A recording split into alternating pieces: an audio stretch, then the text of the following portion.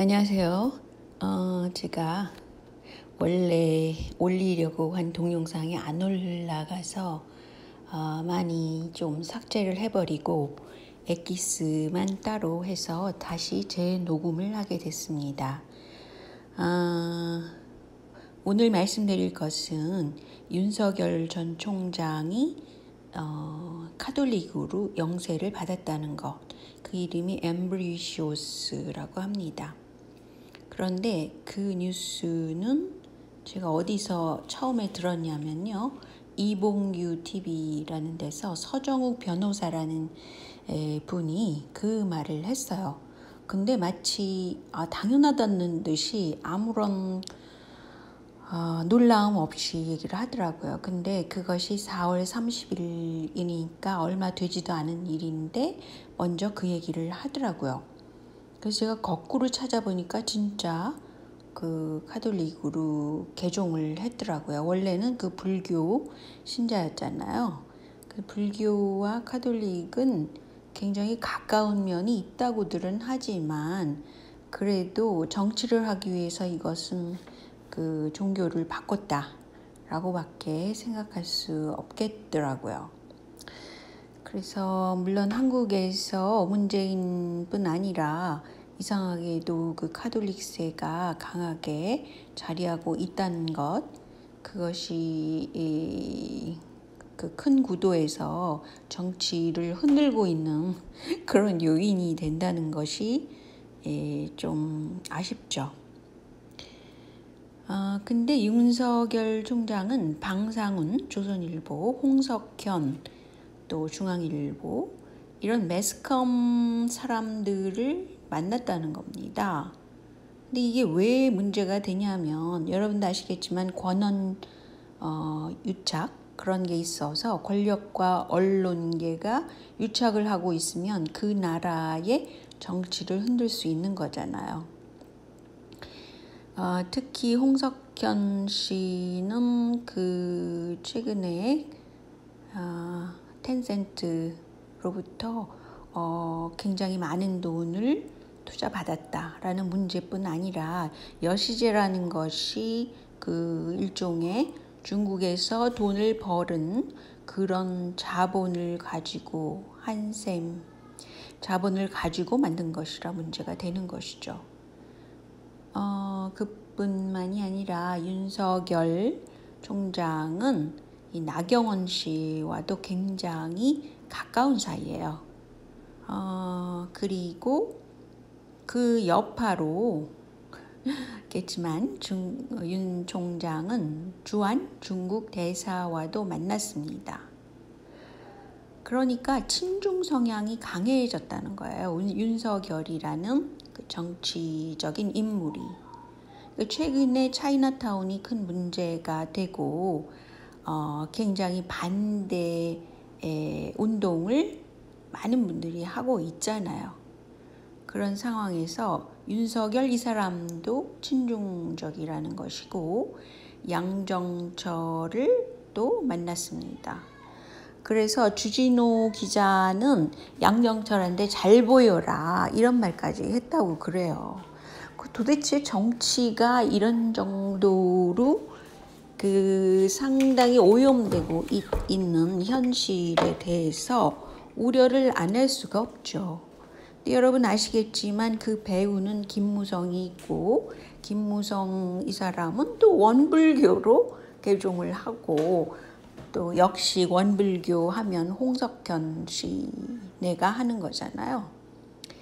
근데 이 김무성 이 사람은 그 차이나타운으로 문제가 많았던 그 인민일보 그 사람도 만났다는 거예요. 그러니까 완전히 정치계가 친중적으로 돌아서는 거죠. 그뿐만이 아니라 유승민 이 사람하고도 김무성은 절친 관계고 이 둘은 박근혜를 탄핵하는데 굉장히 일조한 그런 사람들이잖아요. 결국은 김무성 집안은 친일 집안인데 그 사람이 또 친중 성향으로 돌아선 거죠. 이것은 역시 홍석현도 마찬가지 입장이 되는 거죠. 문제가 된 김어준에 대해서 조사를 과연 지금 상황에서 누가 할 수 있을까? 이것을 덮고 가기 위해서 얼마나 또 매스컴을 쥐고 부단히 노력을 하겠습니까?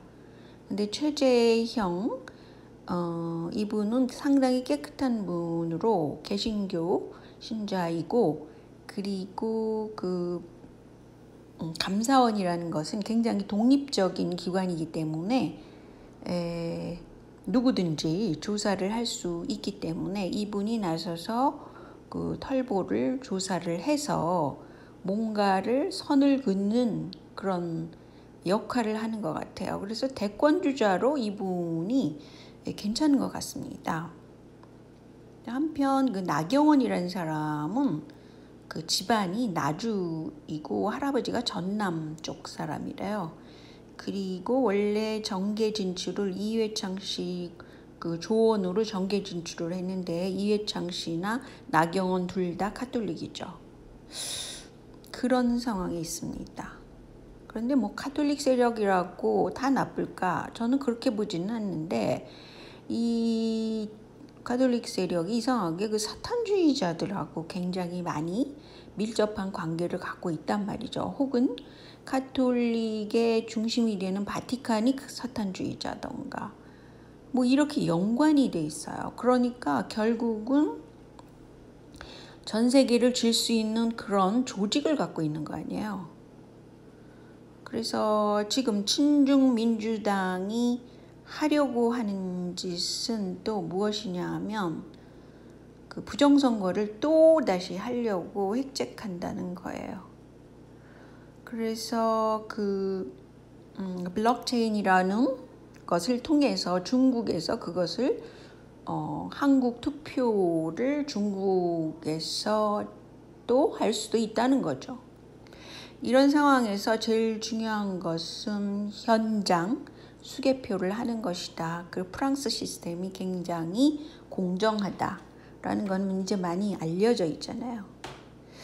그런데 이 사탄주의자들은 동성애라고 하는 그 성소수자들을 합법화하겠다, 결혼을 합법화하겠다, 이런 걸 내세우는데 그것에 반대하는 것이 보수주의자인 그 푸틴이에요. 그리고 그 한국에는 이상하게도 대구 쪽에서도 이슬람 사원을 짓겠다라고 막 그러는데, 이슬람과 그 기독교 세력, 그러니까 여기는 개신교 가톨릭 포함해서 기독교 세력이 중동에서 한판 붙게 되면 그게 3차 대전이라고 얘기하는 사람이 있어요. 그러니까 예언자죠. 그래서 한국에도 그 오바마가 이슬람교도고 또 성소수자잖아요. 그런데 그것에 영향하에서 이슬람 사원을 지으면 한국에는 그 사람들이 다산을 하잖아요. 여러 가지로 한국에는 문제가 많아진다는 것이죠. 이거 반대해야 된다고 생각하고요.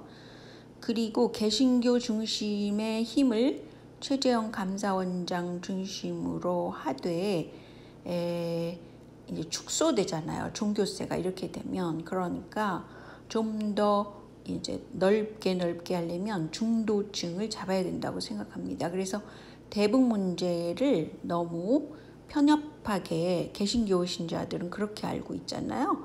왜냐하면 뭐 공산주의자는 종교 자유를 허용하지 않기 때문에 반대한다, 뭐 이런 거잖아요. 그런데 뭐 중국은 또 안 그런가요? 중국도 공산주의자들인데, 근데 왜 중국하고는 친하면서 북한하고는 안 친하려고 그러느냐? 이것도 문제라는 거죠. 그 전광훈 씨 같은 경우도 김무성하고 친해요.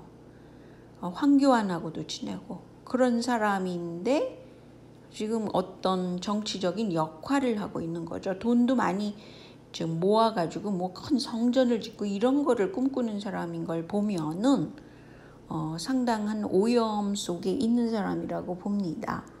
그래서 목사님이라고 다 똑같은 목사는 아니잖아요. 그래서 정치적인 활동을 하면서 이렇게 김무성을 오히려 김무성 쪽에 있는 사람이니까 박근혜 탄핵의 찬성 쪽에 있는 사람이죠.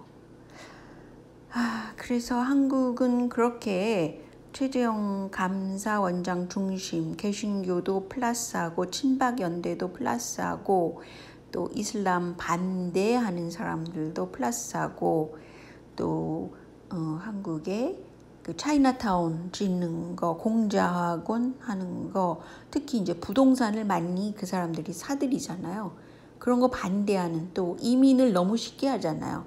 그런 것들 모든 것을 반대하는 그런 운동으로서 그 정치세를 규합해야 된다고 생각합니다. 그 뭐 개신교세 하나 가지고는 부족하고요. 또 반중 정서만 가지고도 또 부족하다고 생각해요.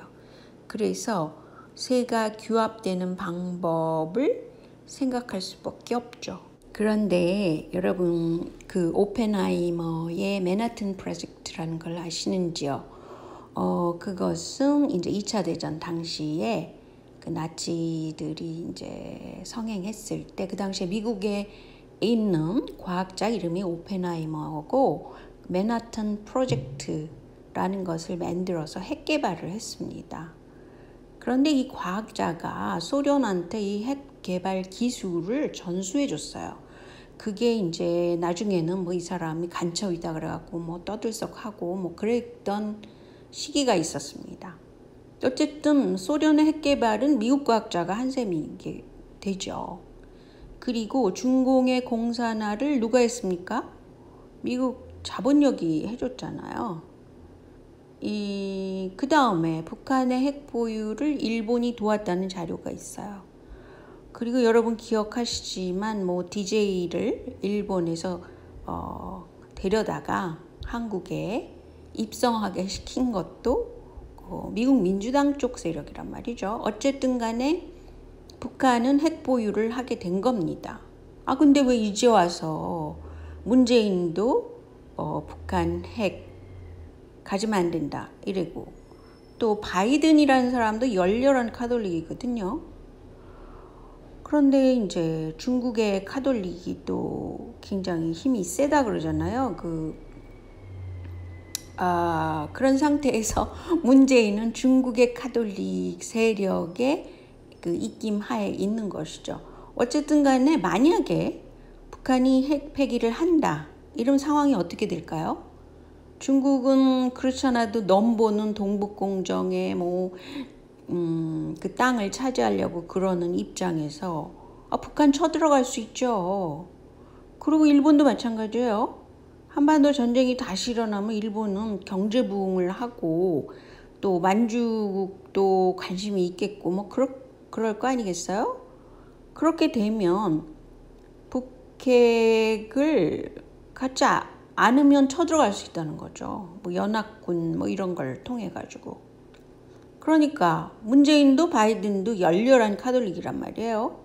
뭐 전 세계를 카톨릭이 지배한다고 만약에 했을 때 이 카톨릭이 제가 볼 땐 사탄 세력하고 굉장히 밀접하잖아요. 여지껏 자료를 보면. 근데 만약에 북핵이 없다면 한반도 전쟁 다시 나는데 그걸 좋아할 사람이 누가 있겠어요? 제 생각에 그렇습니다. 그래서 개신교도들이 이런 상황을 자세히 알고 있으면서 북한을 무조건 악의 축으로 몰아가는 건지, 사실은 악의 축이라는 말도 미국 민주당, 즉 세계화 세력인 그 미국 민주당 쪽에서 나온 거거든요. 그 전에 말씀드렸듯이 브레진스키가 그런 말을 해서 지금 세계 구도를 짠 겁니다. 그리고 브레진스키도 예수애고.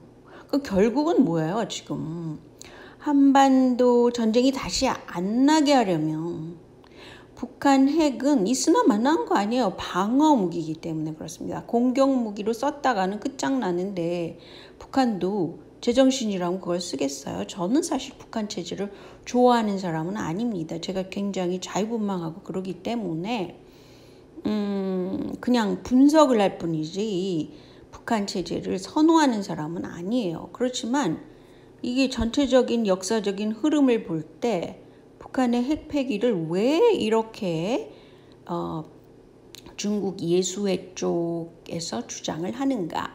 이거에 의문을 갖고 있는 거죠. 그래서 결국은 바이든도 열렬한 카톨릭이라는 거. 그거 잘 모르시는 분이 많아서 제가 겸사 말씀드리고요. 이 유튜브에서 어떤 단어를 쓸 때 그것을 이제 검열을 하는데 제가 이 말에서 또 못 올라가는 게 아닌가 그런 생각을 하게 되면서 아무튼 녹음을 끝내겠습니다. 안녕히 계세요.